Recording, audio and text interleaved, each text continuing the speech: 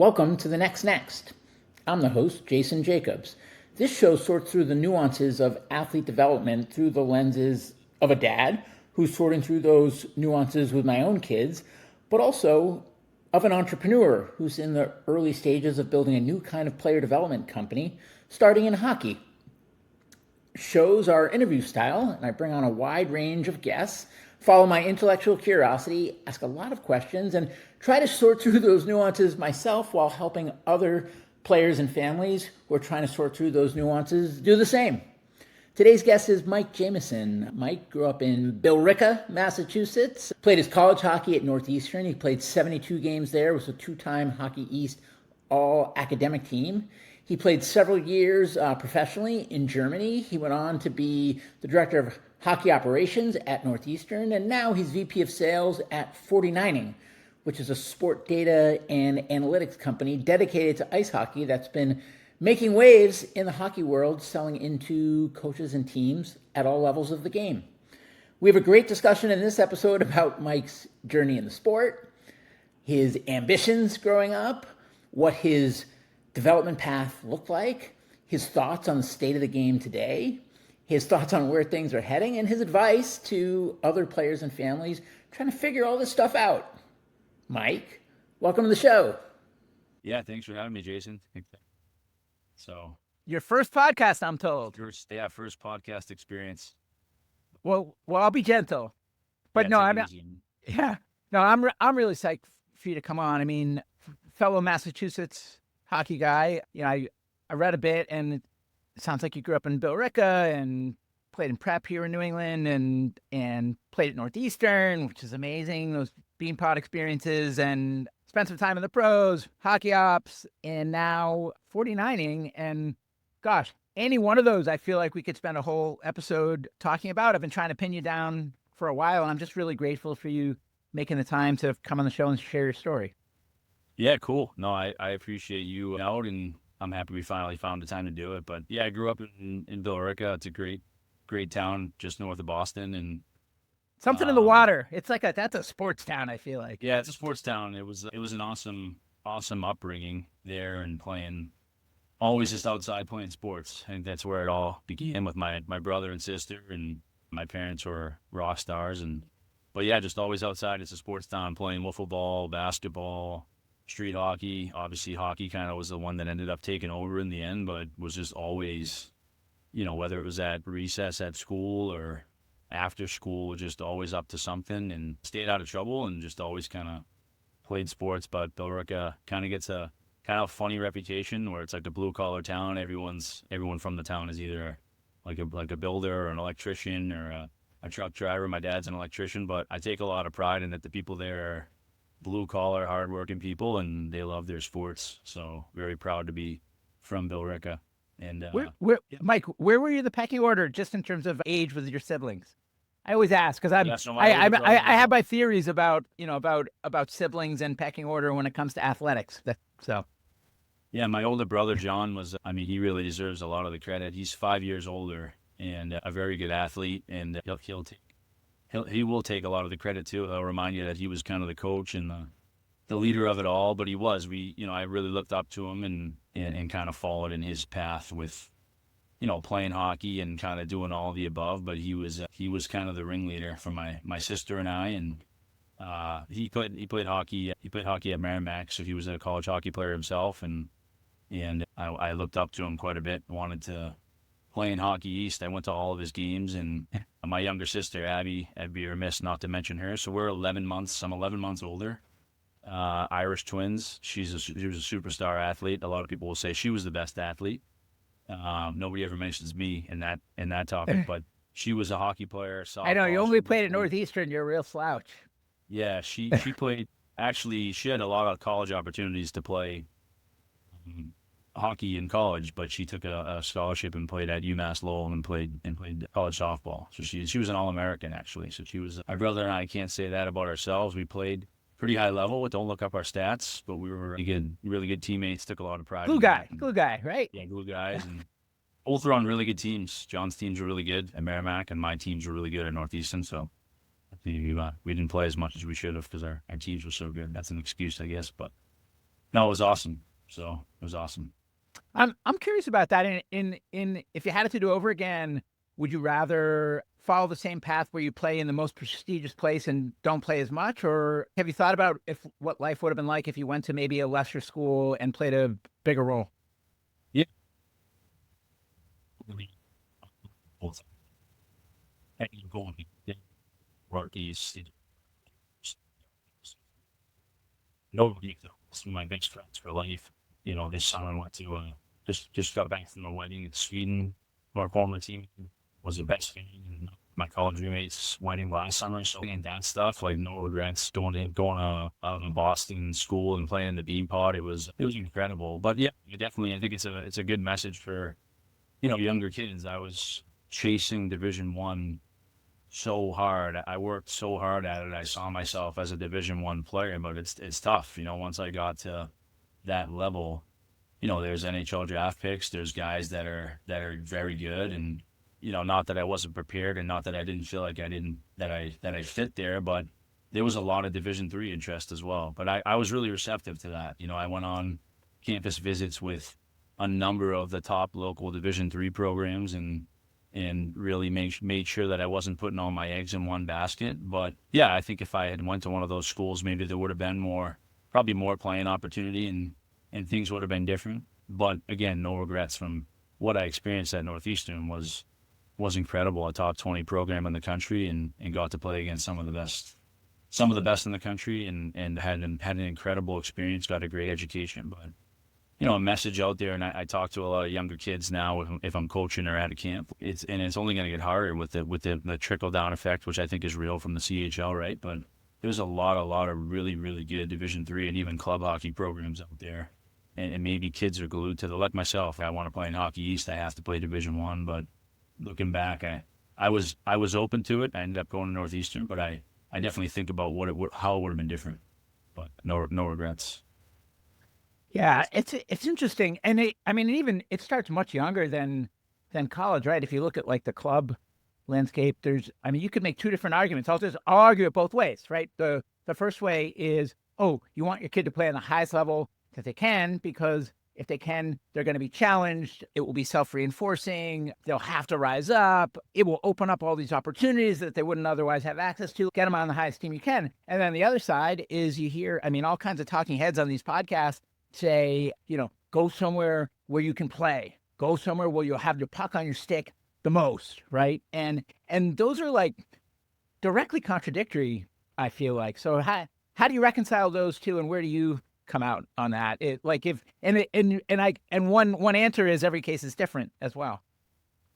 Yeah, I won't name it. I went on a lot of different visits with Division 3 and even Division 1, and you can just tell, where you're wanted, and you got to listen, and you do want to listen to the opportunity, and they won't try to overpromise, right, and say you're going to get X, Y, and Z. But I kind of knew what my role was going to be at Northeastern, and just that I wish I had played more. Yeah, obviously, of course, I still have jokes with the coaching staff there, but I made the most of it, and we won championships and had a really good team. But I think for kids now, it's you do want to go where you're wanted, where it's going to be a good opportunity, where it's going to be a good fit for you, not just hockey wise. Like academics is a big piece, social life's a big piece.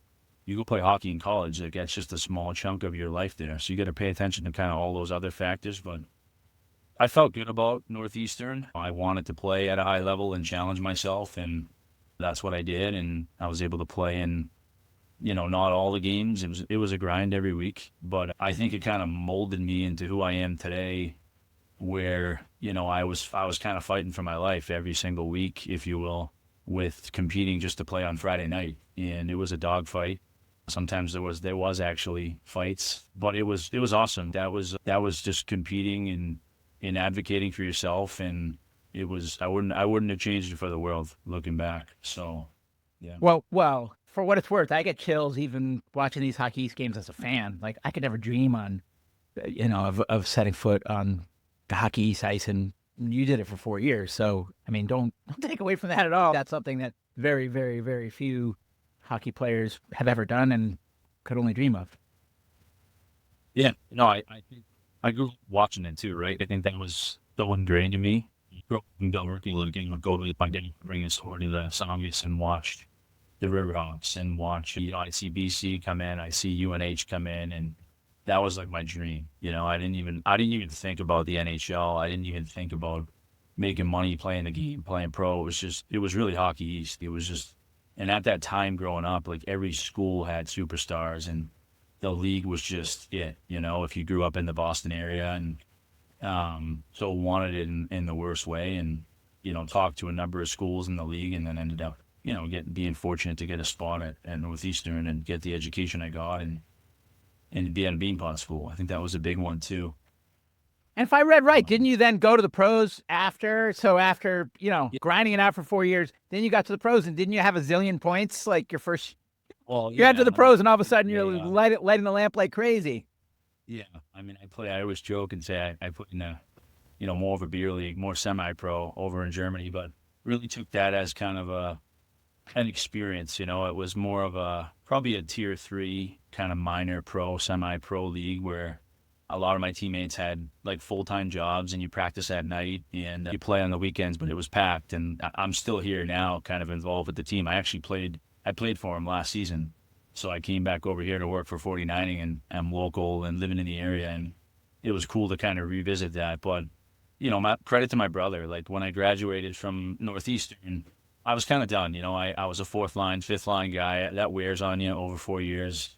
Loved my role and wouldn't change it for the world, but was kind of done with hockey. I got a job right after graduation and hung up the skates, or so I thought. And my brother was kind of egging me on to, because it's something he wished that he did. Go play in Europe, go find somewhere to play. And I ended up doing that. So I talked to an agent maybe like mid-July after kind of working the desk job for April, May, June, had the itch, and I found a home here in Germany, and it changed my life. It was, I fell in love with the game again, loved the fact that I was playing, at that point, you're kind of the guy, right? So you're expected to score, you're on the power play, and so it's a lot of fun in that regard, and having a big impact on those games, and the fans are going crazy, but also the off-ice stuff and just seeing the world. And I was more of probably a mama's boy growing up. Never thought that I'd be able to do something like that, but I'm so happy that I did.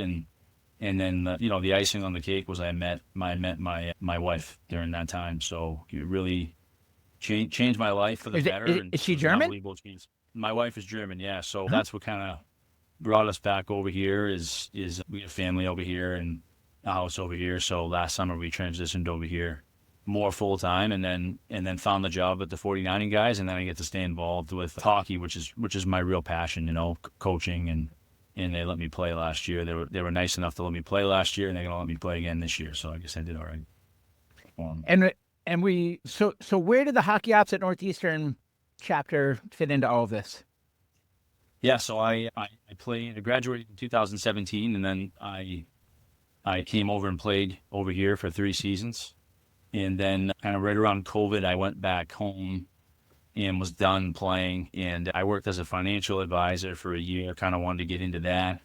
It's what I kind of studied in school and wanted to get a taste of it. So I did that for about a year and liked it, learned a lot, didn't love it, had the itch for hockey all along. And it just so happened there was a coaching change. So Jim Madigan, who was my head coach, moved up to AD. And then Jerry Keefe, who was the longtime associate head coach there who recruited me, moved up to head coach. So there was a shuffling there and an opening in the Hockey Ops spot. And I actually went to Jerry's press conference. I walked over from my office in the summer when he took the job, and someone nudged me kind of in that press conference and said there was going to be an opening. Would you be interested? And talks started from there, and ended up taking that job that fall. So got out of the finance world, left it all behind, and went back into hockey, and that was an awesome decision. It was an unbelievable 3 years. Anyone out there that's looking to get into hockey, like those jobs are awesome, especially the way that they treated that role at Northeastern, really kind of treated me like another coach, and learned a ton just about what goes on behind the scenes. And it was cool to see that because I used to play for that same program, right? So just to have respect now for the amount of preparation that goes into it on a day-to-day, and the operations and everything that goes into running a program was just incredible. And like I said, was able to go to school and get my master's degree at night. So those 3 years were awesome. Got it. So you did that, and then you went to play in Germany. No, I did that after Germany, and then I came back, and I'm playing again after Germany probably sandwich on 4. either side. Got it. Yeah, Yeah. which never thought the playing thing would actually happen again. I was always kind of, I'd love to play if I could sometime, and I used to joke with the guys on, skill sessions on the ice or during practice that I could still play at Northeastern and just have a chuckle. But yeah, I just kind of got in shape there quickly last summer and played again after, I think it was a 4 or 5 year window of not playing, but certainly was on the ice every day in a tracksuit. So maybe that was good enough to kind of hang on for the legs a little bit. So. Well, I definitely want to get into some of the 40/90 stuff, but I mean, one question I have before we do is it seems like the path is getting harder for kids coming up that do aspire to play even in college, let alone beyond college. And because of that, it seems like you really need to dial in. And I mean, you look at the little guys, they're almost like working like little D1 athletes when they're, barely out of diapers, right? Yeah. And I guess with the benefit of hindsight, as you think about the path coming up, what advice do you have for players and families that are trying to determine if to go for it, how to go for it, how much sacrifice is okay, how to balance dreams versus reality, like a dose of reality, just like how do you reflect on the landscape and what lens one should look through as they're trying to navigate it? Yeah, it's hard for me to tell anyone not to dream or not to go for it, or I guess like my path was just different, growing up during that time. It was like I played hockey in the spring, I played baseball, kind of put the bag away. And in the summer, maybe did like a tournament here or there. But like looking back, the one thing I know for sure is, and this is what maybe kids, this is maybe my message, what you can ask yourself is like, how bad do you really want it? You, yourself, like not your parents, the people around you, like you have to want it so bad. I pushed myself so hard. I saw my brother go through it, and good players, worked our butts off, good people, and just kind of like barely made it Division I, really, right? But I mean, the amount of time that I put in just on my own, like without my parents paying for, they never paid for a private trainer or a skills coach, which is fine. I think if you have the ability to kind of get those resources, absolutely take advantage. But, that's certainly not an excuse for a kid that, his parents aren't able to provide that. Go get it on your own. I used to ride my bike to the gym. I used to shoot pucks in the driveway. I worked out 6 days a week. I was kind of crazy obsessed with it. But I think most guys are. I think a lot of my friends that were growing up during that time, and I grew up in a good era of players too. I was on the ice. It wasn't uncommon for me to be on the ice with a Connor Sherry or a Kevin Hayes or a Charlie Coyle. So I was pretty fortunate in that way to see how hard those guys were working, how good they were at that time and the things that they were doing. But we just competed so hard, like even if it was a practice, a summer game, a camp. But I just know in my mind, like almost probably to a default, like probably a lot of sleepless nights, just thinking about how bad I wanted to play college hockey at the Division I level. And I just did everything that I possibly could to give myself a chance. And it is hard. Like I'll say I barely made it. I grabbed a spot there at Northeastern and I played in, maybe half the game. Once you commit, right, that's only half the battle. Then you got to get there, you got to get on campus, and you got to compete against these guys and find your way in the lineup. But it's hard, and I think it's gotten a lot harder. It's gotten a lot harder for kids. The average, like the player that me from Billerica now coming up through, it's tougher. There's less spots. They just kind of opened up the floodgates with the CHL, which I think is awesome. But it's only going to get tougher, and I think the kids that really, really want it, that are the most competitive and the most kind of driven from within, are going to be the ones that make it. Yeah. I mean, it's interesting. It seems like it's out of balance in terms of the quantity of kids coming up in the sport and then the spots that are available to play the game in college. It's out of whack. And on the one hand, you can say, oh, that's an issue and we need to fix it. But maybe the issue is how many of the kids coming up that are grinding are doing it for them versus just doing it because it's what their parents expect of them. And if they get flushed out of the game over time, is that just nature taking its course? Yeah, yeah, you're right. There is, now kind of, if we're talking about college hockey seats, I guess, or spots, like there's less, but I think there's going to be more programs, so that'll kind of settle itself. But like looking back, I never had a day where, yeah, there was tough workouts and there was times where I was sore and I didn't want to go to the gym. Like I did it all on my own. I pushed myself. I kind of knew what needed to go into. I knew how hard other people were working and how I needed to work harder. But I loved it. Like it was my passion from day one. And I think, my dad used to always, he still says it, you got to have a passion. You got to have a passion for it. And I did. My parents never, ever pushed me. My dad never once pushed me. My mom never once said, did you work out? Did you eat? Did you? Never, ever. And the same thing for my brother and the same thing for my sister. And kind of crazy, like all three of us ended up playing, Division I sport, hockey and softball. Did your parents play sports?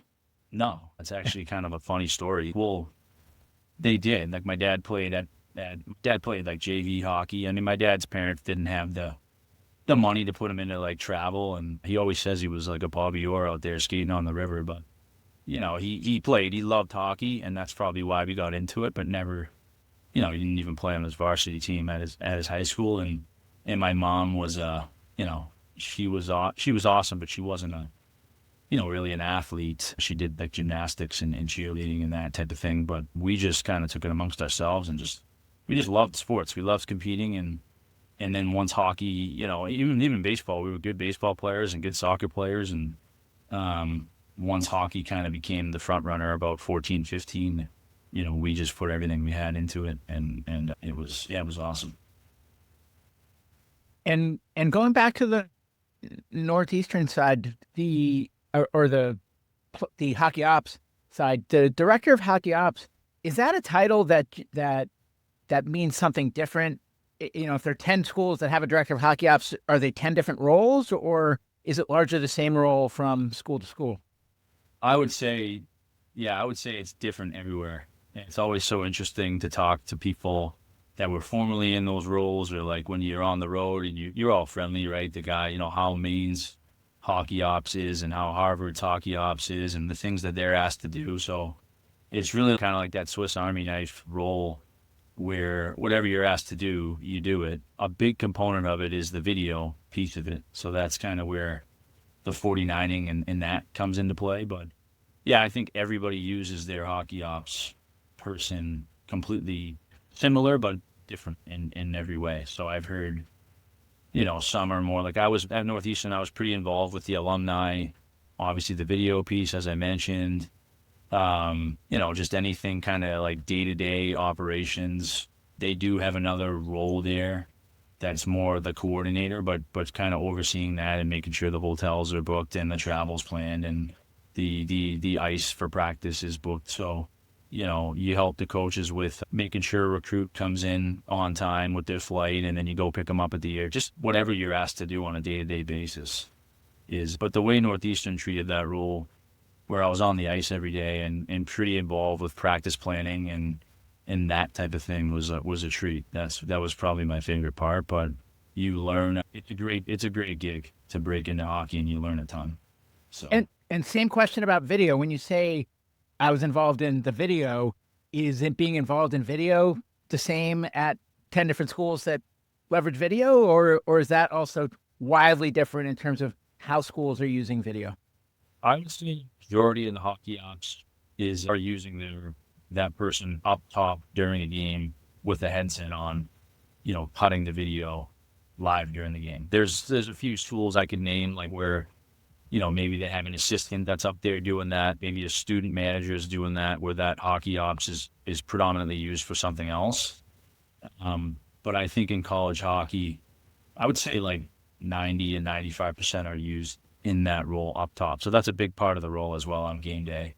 And then, making sure the coaches get the video that they need, that it's delivered to them kind of on time, whether that's after the game, in between periods, and just being able to kind of help them with all that type of stuff. So it's a it's a big part of the role that I really kind of grew to love. Like I didn't love video when I was in college because, you're doing it once or twice a day and you're getting carved in some video sessions or brought up, or sometimes you're highlighted in a video session. So it feels good, but I was never like comfortable in a video session. Probably for me, because it was kind of like I was fighting for my life every practice and every weekend. But when I got into the role, I understood kind of why it's used, why it's so important. And then, just seeing like the one-on-one stuff, the small group stuff, that's where it really I loved it. I loved seeing how they, grab NHL teaching clips and just they're able to show it to a kid. And this is how you want to aspire to be. And this is how you forecheck, showing clips of like a Brad Marchand or guys like that, and just the little intricacies of their game that you can show to a high level player, to a kid that's a second round draft pick that wants to get there, that's gonna get there. So you do your team level stuff, but also your special team stuff. So sitting in on Jerry Keefe's power play, video sessions are awesome. I mean, that thing's been cooking at Northeastern for a long time, and just being able to be a sponge with those types of things and even help them with it here and there when I could. I was never on a power play in college, and then, like I said, the small group stuff is really pretty passionate about that stuff. What have you observed both at Northeastern and otherwise in terms of the balance between, as a coach, I would imagine you want to win, you want to put the best kids on the ice, and if you don't have the best kids, then you need to recruit the best kids. So it starts with who you have, but then there's another whole task, which is developing who you've got. How much focus is on choosing the right horses versus developing from within, and how much of that development is done in a team format versus the players off on their own? Yeah, it's a good question. And there's different kind of formulas and different perspectives on it. Like, you want to do both, right? There's no secret there. You want to win and develop, and you can do both. And I think Northeastern's done a really good job of that. Even looking at my roster, just how many guys we won, right? We won a Hockey East championship. We had very good teams, and a lot of guys went and played in the NHL, right? So that's the goal. And through the years over the last, decade or so, they've just done a really good job of that. And you do it certainly on a team level, and the team buy-in and how are we going to play. And you develop through that and you learn through that. But also there's a ton of that one-on-one or small group, whether it's an on-ice skills session, those are offered at least twice a day, Monday through Wednesday, sometimes on a Thursday. You play on the weekends in college, obviously. And then, all the stuff that's on ice, all the stuff you do off the ice with the strength coaches there. So they have Dan Boothby there and Mark Mastone, kind of into sports science, sports med, and then strength coaching. And just the resources that are there at the college level is incredible. The gym's awesome, and the availability and the access that you have. And then the personal attention that each player gets, whether it's nutrition, whether it's kind of what they need on a Monday versus what another player needs on a Tuesday, and just kind of how they've been able to customize things. And I think hockey as a whole has grown in that regard, right? And that's done a really good job at that, sports in general, maybe even. But yeah, the development model in college is as good as any. I think that's the best development model for a young hockey player. I mean, you see the potential number 1 overall draft pick going to Penn State next year for a reason, right? That's because they're gonna put a premium on his player development and get him ready for you play less games. You can work out more, you practice more, and that's another thing. Practice at the college level is you're going hard. Monday, Tuesday, Wednesday. You're not able to do that when you're playing 60 plus games in other leagues. There's benefits to that too. There's benefits to playing a lot of games. Don't get me wrong, but college development model is great. When you think about what it takes to make it in the game, how much of it is what you're born with, and how much of it comes from other factors, what you're taught, who's around you, what resources you have, etc. If you put a kid, for example, that had unbelievable genetics, right, on a path, and then another kid who didn't have those genetics at all, but just outworks everyone and wants it better than anyone else, or more than anyone else, who do you bet on in the long term that's going to come out on top? Yeah, I mean, probably the old cliche, like that natural talent, natural ability. It's going to take you far. There's some kids that are, I coach kids that are extremely talented and gifted, and that's taken them kind of to right where they are at a Northeastern or at a Division I program or even into the, the pros. Being on a staff and going back and being able to kind of watch it all from that perspective. And I remember kind of my old teammates that had that drive, seeing the kids that are like really, really, they want it so bad and they're extremely driven. Like those are the guys that you kind of bet on at the end of the day. I saw the work ethic of, a Jordan Harris, an Aiden McDonough, a Justin Ritzkovian, like those types of players. And even my old teammates, the Stevens brothers, Josh Manson, like you just looking back, Matt Benning, they just wanted it. And another piece of it too is confidence, like inner confidence. It's something I struggled with, like in my role. It's hard to be in and out of a lineup and be like the most confident person every day. Not an excuse. I think you could still find a way to train your mind and be that because you need it. But they just had, not arrogant, cocky at all, but just a confidence and aura about them that they were gonna make it. They were gonna do it at all costs. And I think to me, that's probably the most important thing is what's going on between the ears, and do you believe in yourself, and do you have confidence, and are you driven, and do you know what you want to accomplish? From what you've observed being around high-level players for a long time, the hands-off approach that your parents took, do you think that's the best approach across the board? Because certainly there's some examples of people that go far in the game that have parents that have wildly different approaches than that, where they're pushing their kids a lot harder and they're more actively presenting opportunities and keeping the train on the tracks along the way. Does that have a shelf life that eventually, that doesn't end well? Or are there cases where that is the best path depending on the kid? Well, yeah, I think that was kind of my example. And, I say it works for me. I mean, I made it to Northeastern, but I didn't end up making millions of dollars and playing in the NHL. Maybe there was another gear to get to, who knows? But it's funny, I watched that Mitch Marner documentary of him as a kid, and his dad's on the glass, like banging on the glass. He's kind of like that typical hockey dad that was really hard on him and leaning on him and investing everything into him from a very young age. I think he's 10 or 11 in the documentary, and it was on the news, so you can look it up on YouTube. And I mean, look at that example. It turned out pretty good for him, right? So that's one extreme. And then, I had parents that... Although I want to know how it really turned out, right? Because it's like there's a difference between the optically, he turned out because he played at this level versus what's going on inside. Right. If you achieve certain things, but you're miserable, right? And I'm not suggesting at all that he is, but sometimes external success doesn't equal internal happiness, and then what's more important, right?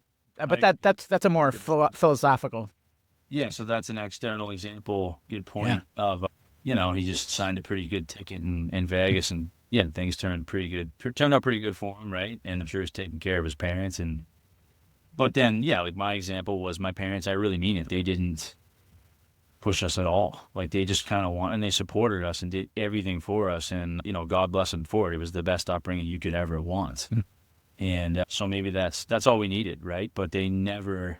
I had parents that were hard on them. They had the car coaching going. Did you work out today? And I just wanted it. And I think, that's where it came from. It didn't come from anywhere else besides within. I just wanted it that bad. So I don't know. It's hard. I think I have a son, and we just got the mini hockey set. He's 1.5, and I'm going to try to kind of... You're late, Mike. Man, you waited till 1.5? I think my dad was just awesome about it, and my mom. If my kid picks it up and wants to play, I'll just be his biggest supporter. And if he wants advice or kind of wants, whatever I can give him, I'll do it. But I certainly, and maybe push him to try to help him in ways.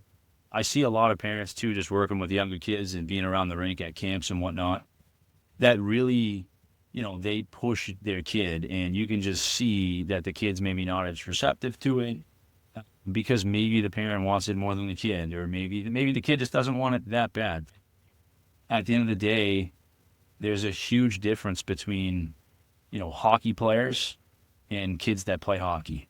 I think that's one that I heard. I forget who shared that with me, but like hockey players, I consider myself a hockey player growing up. I wanted it in every way. Everything I did was revolved around hockey. I made all the sacrifices. I worked out, I trained, I did really well in school because I wanted to give myself the best chance to play college hockey. It was just kind of eat, sleep, and breathe hockey.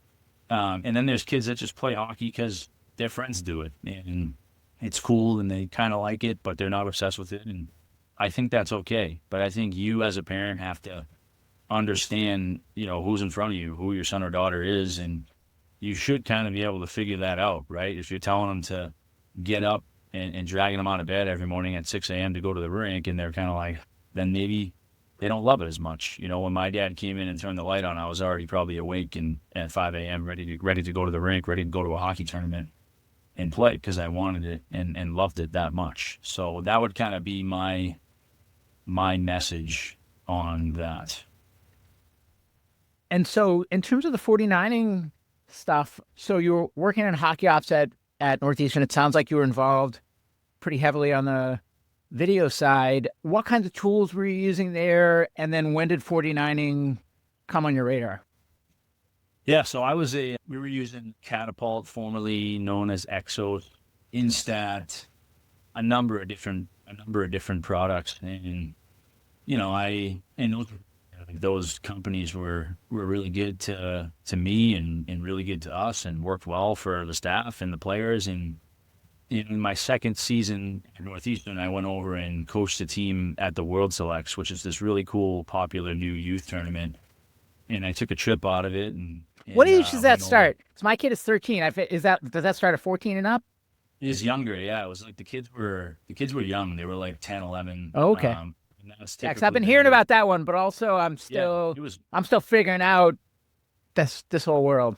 It was really cool. So younger, and when you're younger, you go to Europe, and as you get older and you're more, maybe your recruitable age, they're back in the Philly area, and there's another one over here, maybe in the Boston area. But so I was over in Prague for a week, coaching a team there. So just obviously used it as a experience, and then kind of coaching, and met a lot of awesome people.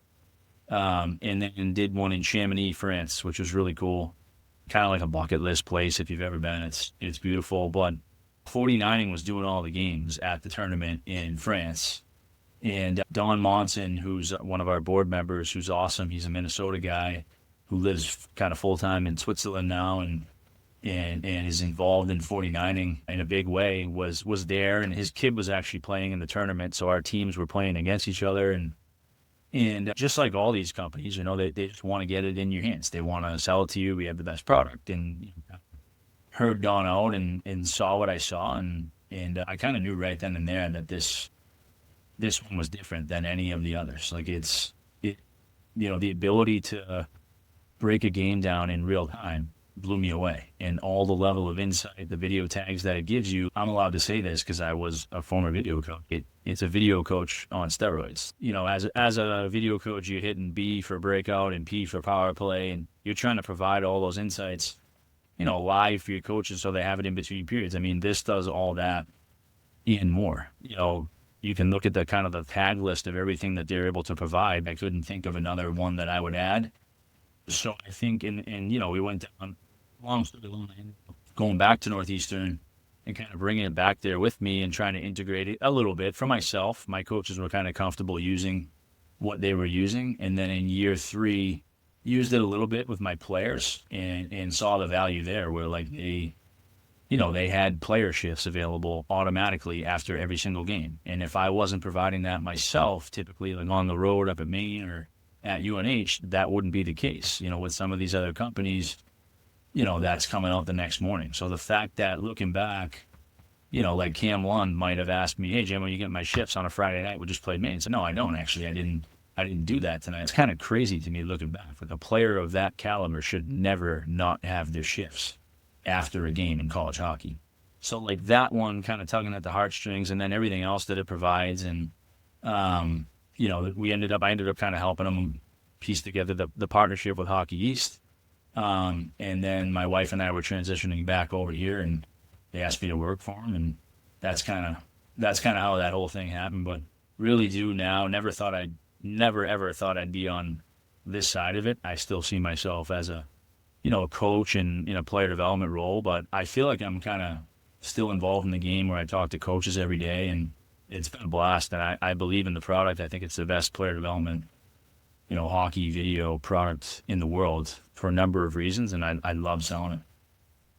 So if you look at the existing landscape and the incumbents, what is it complementary to and what does it replace? I think it can replace everything. I think it's as complementary to anything that you're using, but I think it's a video editing system.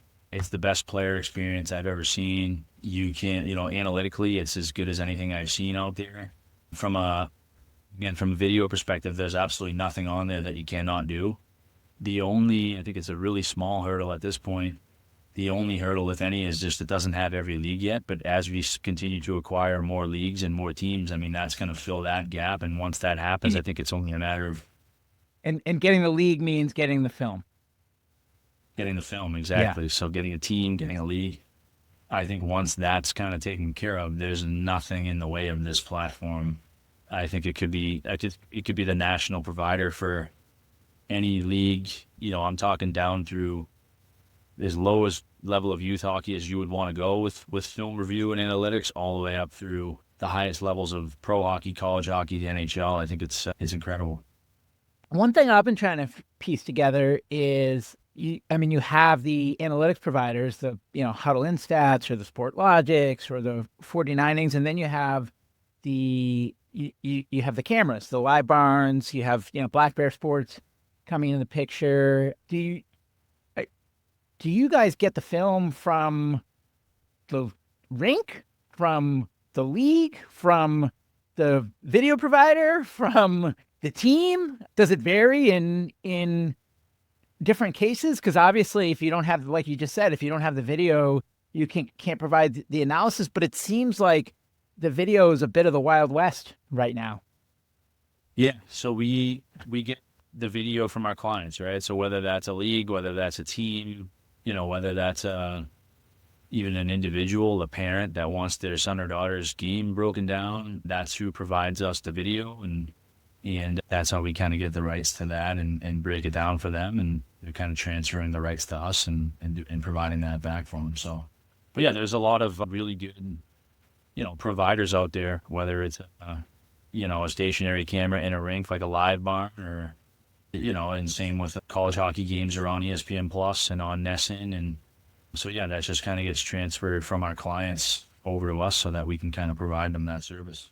Got it. And then when you get a deal done with a league, for example, then you get that film in an automated way. It's like behind the scenes, the game's played, it comes to you, or is it still a pretty manual process?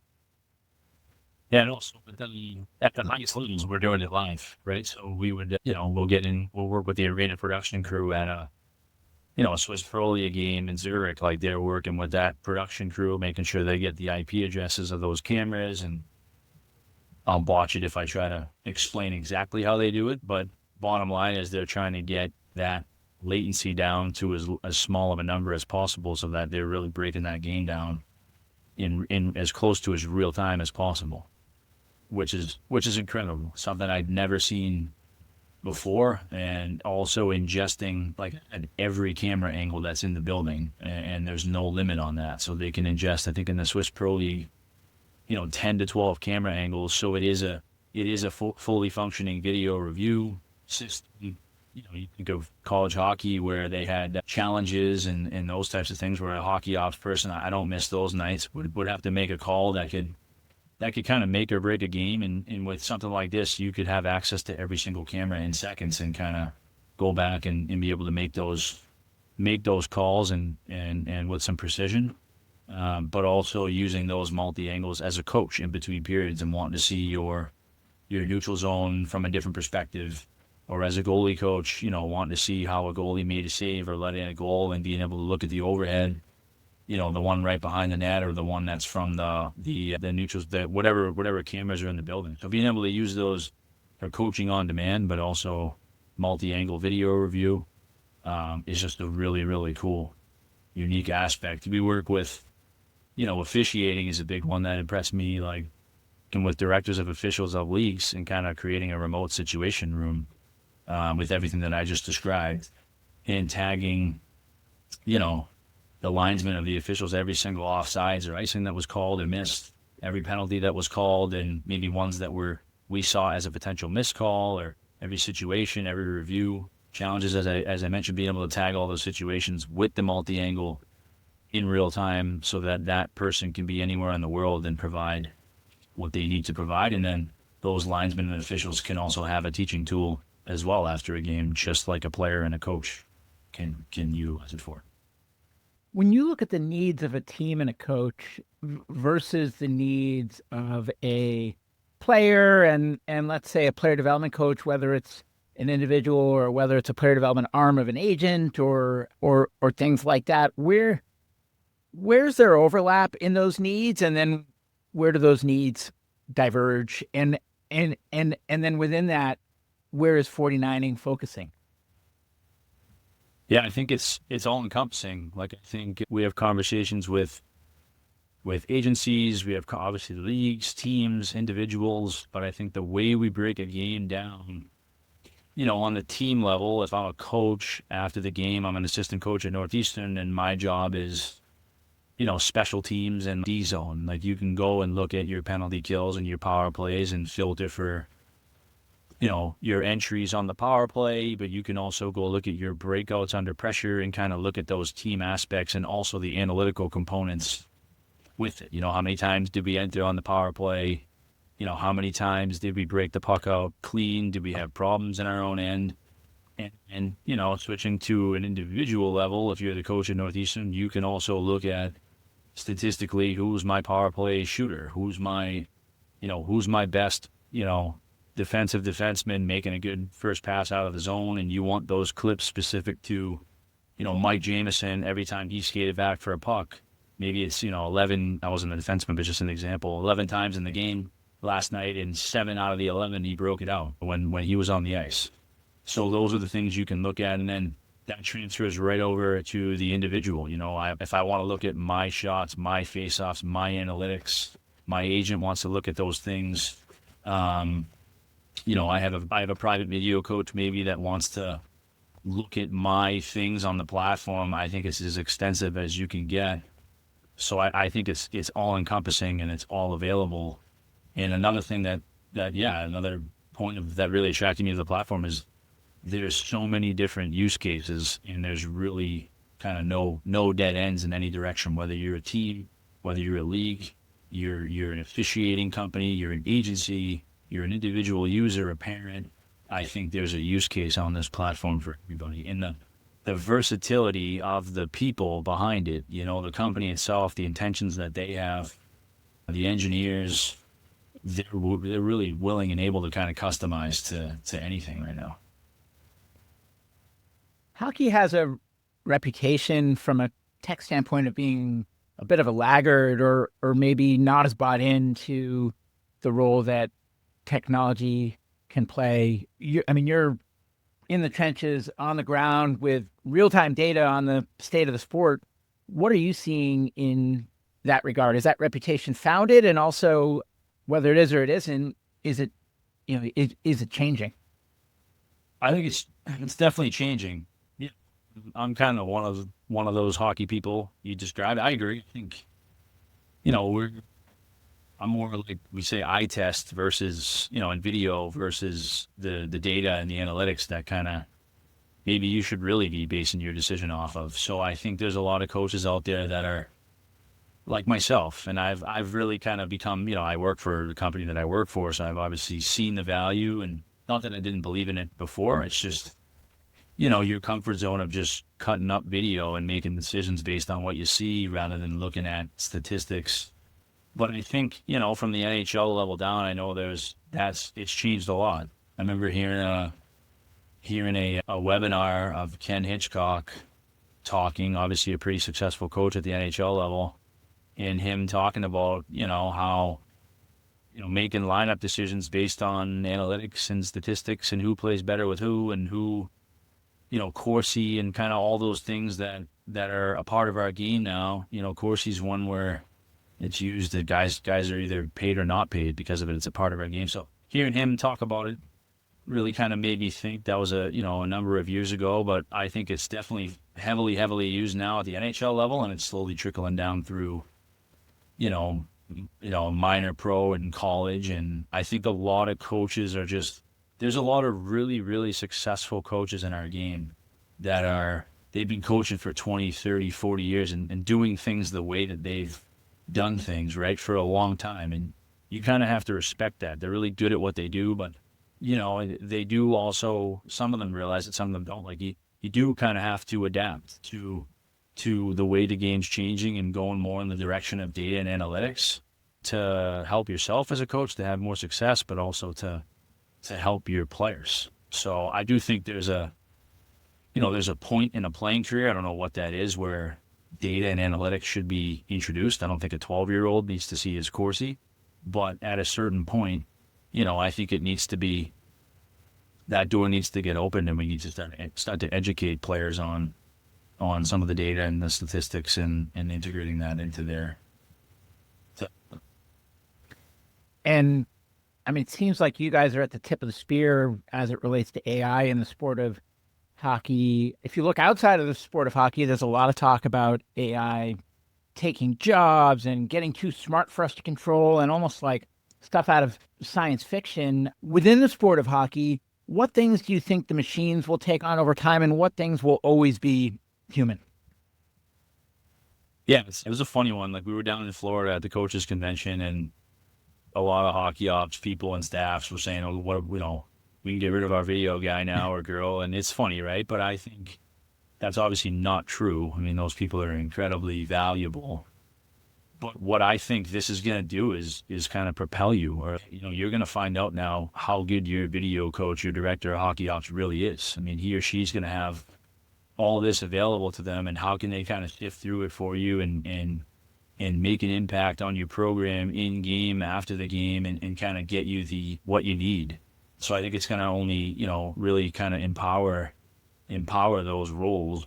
And, speaking specifically of in-game, I said it, like, there's no reason anymore to do time on ice with a mouse every time a player gets on and off the ice and clicking. Like, those days are over. Like, this kind of nixes all that. Do something else. There's no reason to, T for turnover and F for forecheck. And this is doing all of that times. I mean, there's probably over 500,000 different outcomes in a game. So do something else. Be the eye in the sky for your coaches. Do something more custom. Take us and do something that you haven't done, because all of this is being provided. And I thought that's what really kind of attracted me to them. But I think, I don't think this replaces jobs. I think it just kind of makes people better at their job. You're going to find out who you have when something like this is brought into play.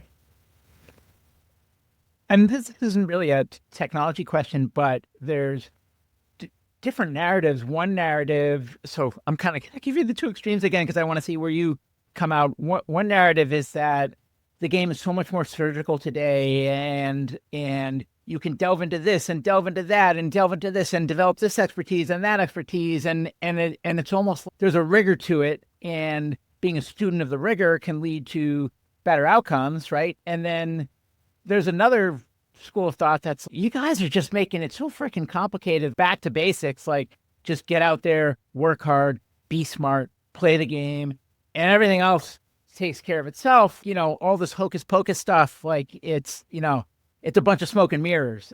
What's the truth?